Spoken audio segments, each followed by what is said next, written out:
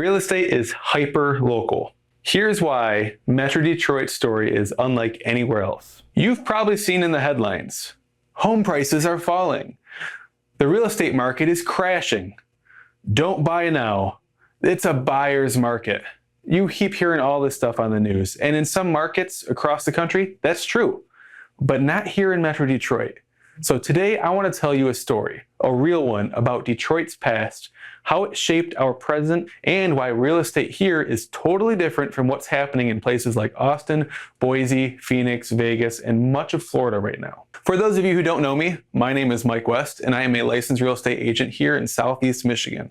And I love to help educate on the entire home buying and selling experience. Keep in mind that much of what I cover in my videos are most often geared towards what I see in my market area.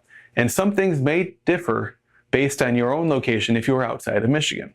I hope that you find some value in these videos and use them as a general guide, as your own region and market may be a little bit different. So let's go back in time and talk about the history of Metro Detroit a bit. From 1910 to 1950, Detroit was one of the fastest growing cities in the world. And that's thanks to the automotive industry. Detroit exploded with opportunity. Ford, GM, Chrysler, they were all cranking out jobs. Immigrants and workers from across the country were pouring in. Factories went up left and right, and neighborhoods sprang up around them. Entire suburbs were built to support the working and middle class. Detroit's population nearly quadrupled in that time frame, from around 465,000 people in 1910 to nearly 1.85 million by 1950. It was America's boomtown then, just like Austin and Phoenix has been the last few years. And along with people came homes. Thousands and thousands of brick bungalows, colonials, and ranches were built across Detroit and then into the surrounding suburbs like Ferndale, Oak Park, Warren, Livonia, and all of downriver. Now let's compare that to today's boomtowns. Austin, Texas, Boise, Idaho, Phoenix, Arizona, Salt Lake City, and these cities didn't just start seeing their boom until a much more recent time. So from 2020 to 2022, these cities saw home prices rise by 40 to 70%. Everyone was moving there. Remote workers, tech money, investors. During these few years, new homes and developments were flying up. Entire neighborhoods were being built in 12 to 18-month periods over the course of only a few years. But you know what happens to booms that big? They burn out. As interest rates rose, insurance costs increased, and prices kept going up, affordability was completely stripped, while there was an overabundance of inventory now. Naturally, those markets have been correcting because of this lately. Many of these top areas, as mentioned, such as Austin and Boise, saw prices drop from 10 to 20% from their peaks. The builders started slowing down, inventory kept piling up, and it has become difficult for some of these homeowners to sell their gently used homes while they're trying to compete with the brand new construction homes that are right down the street.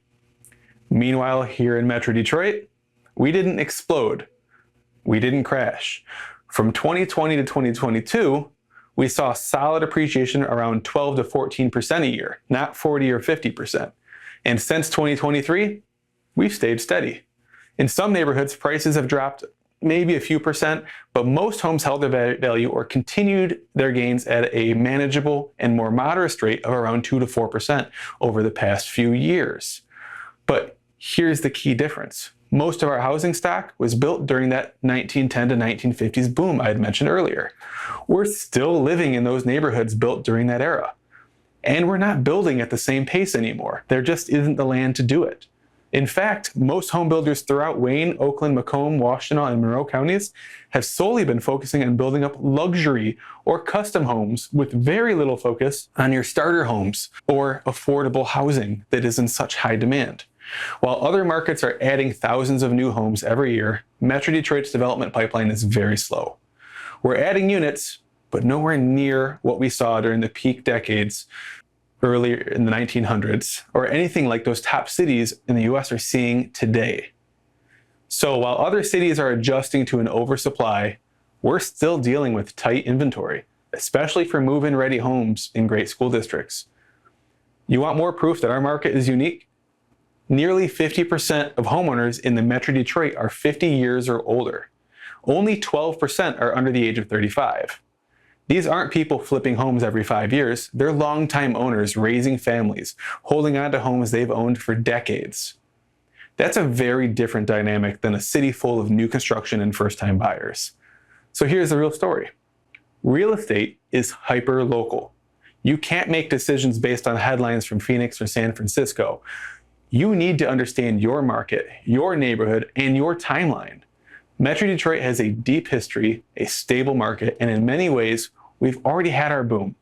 Now we're in a phase of opportunity for buyers who want a degree of affordability compared to their counterparts across the country, and for sellers who've built up decades of equity. The national media portrays statistics on a macro level, not micro. So what you see and hear on the news may not reflect what's happening in your own local market.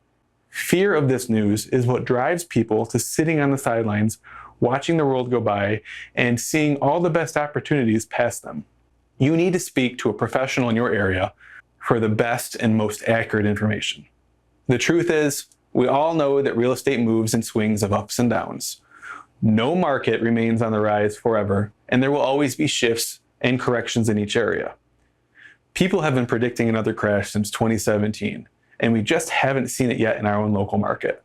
I'm not saying it'll never happen, but that we need to take into account a solid understanding of what the foundation of that market is built on and why things are the way they are.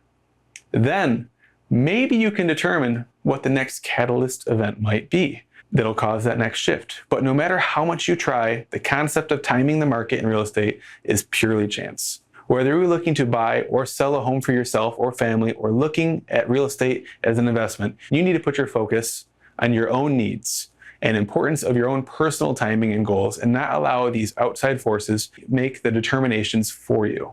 If you're trying to figure out the next step, whether it's selling a home you've owned for 30 years, buying your first property, or investing in Detroit's rebirth, talk to someone who knows the market. At Origin Real Estate Group, we study this stuff every day, street by street, not coast by coast. No one can truly see the future, so I'd love to hear what you think will be the next catalyst event for our Metro Detroit area, or where you think that market might be heading. If you want more real, local insight or information about the home buying and selling process here in Metro Detroit, hit that like button and subscribe to see more of our videos. Thanks for listening. I'm Mike West, and I'll see you in the next one.